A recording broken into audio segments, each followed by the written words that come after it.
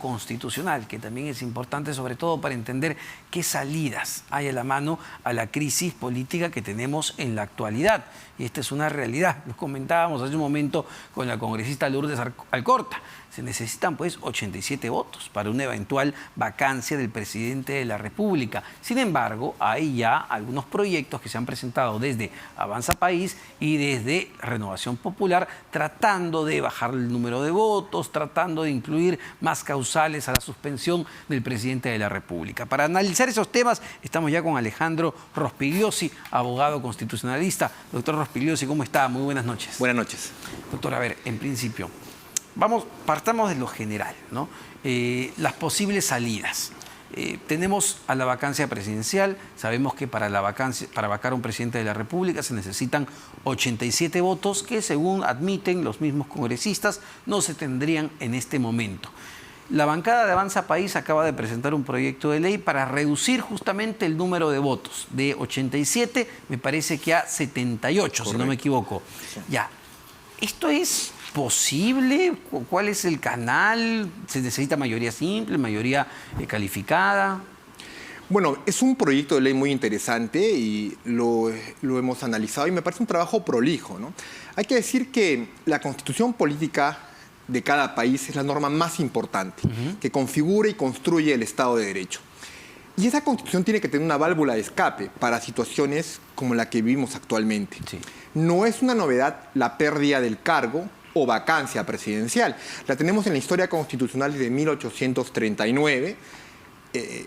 Hemos tenido presidentes en la historia del Perú que han sido vacados por ello, como José Larribagüero, Guillermo Billinghurst, Alberto Fujimori y recientemente Martín Vizcarra. Martín Vizcarra. Entonces, 4 casos, ¿no? No es una figura nueva.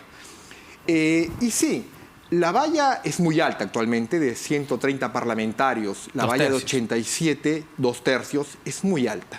¿Te parece muy alta? Porque, claro, eso entró en debate, yo recuerdo muy bien, con Martín Vizcarra, y se hablaba más bien de que quizá era necesario subir un poco más, porque estábamos hablando de vacar a un presidente. Claro, en este contexto donde vemos todo este escándalo, decimos, oye, es muy alta, pero estamos hablando de vacar a un presidente de la República, ¿no?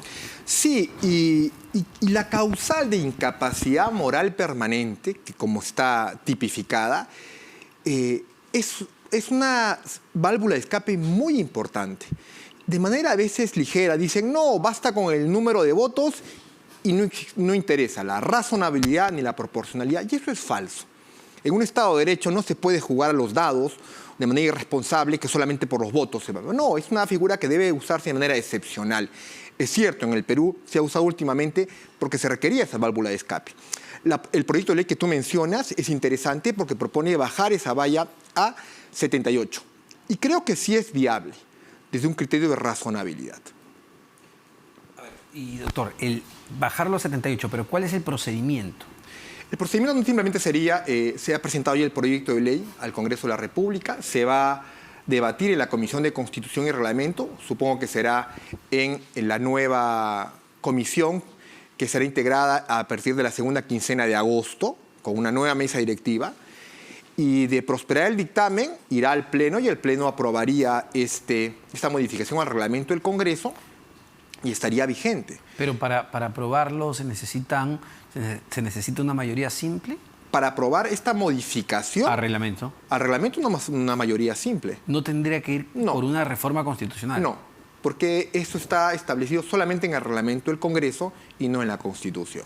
¿Y no sería inconstitucional en el sentido de que estamos hablando, a ver, finalmente de una ley con nombre propio, porque esta ley se estaría modificando con el objetivo de poder vacar al presidente Pedro Castillo, que claro, uno puede decir estar de acuerdo o no, pero finalmente es una norma con nombre propio, ¿no? La ley se da por la naturaleza de las cosas y no por la diferencia de las personas. Es lo que tú refieres. Sí, pero como decía Ortega y Gasset, yo soy yo y las circunstancias. Y las circunstancias del país nos requieren ahora, de ahora y hacia adelante, que esta válvula de escape no sea de difícil alcance con una valla de 87 votos de 130 parlamentarios. Creo que bajarla a 78 es mucho más viable, no solamente para el presidente actual, sino para los que vengan más adelante.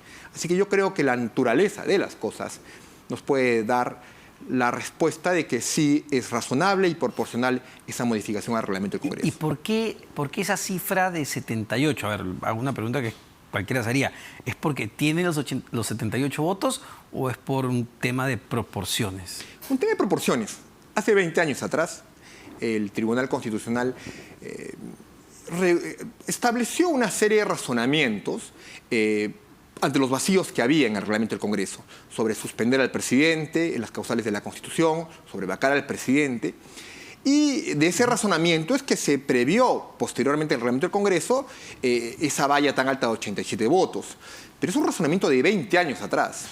Y creo que la legislación es hija de su tiempo y el tiempo actual implica una visión más real de las cosas. Es decir, según lo que usted me refiere, esto podría ser aprobado en esta legislatura que va a comenzar y de inmediato proceder a la vacancia. ¿Entra en vigencia de inmediato? ¿Entraría en vigencia al día siguiente?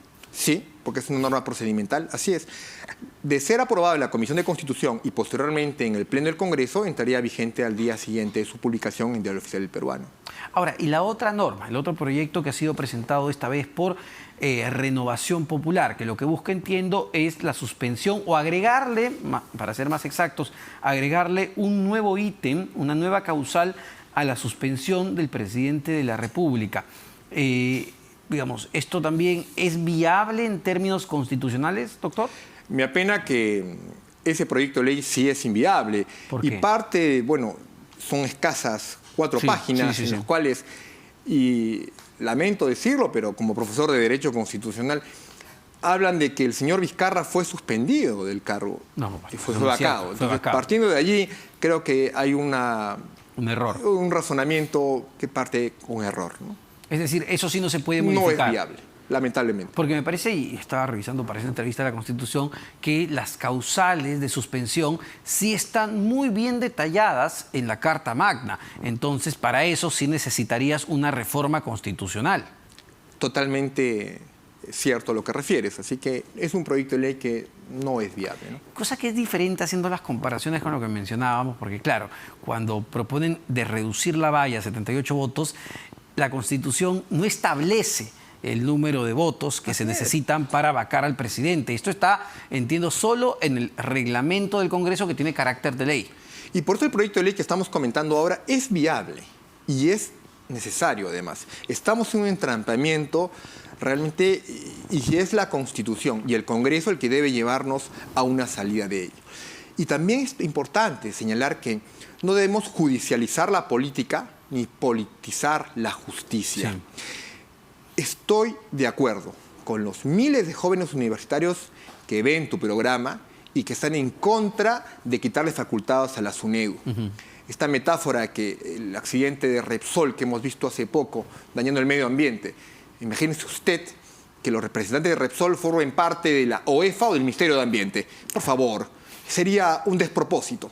Igualmente lo es que los representantes de las universidades formen parte del supervisor, que es la SUNEDU. Es un despropósito y estoy de acuerdo en esa línea. Ese es un buen punto. Dado que lo toca, y voy a aprovechar que, digamos, usted es experto en Derecho Constitucional, lo aprobado, lo resuelto por ya una jueza, diciéndoles al Congreso de la República, oigan, ustedes, todo este proceso es nulo.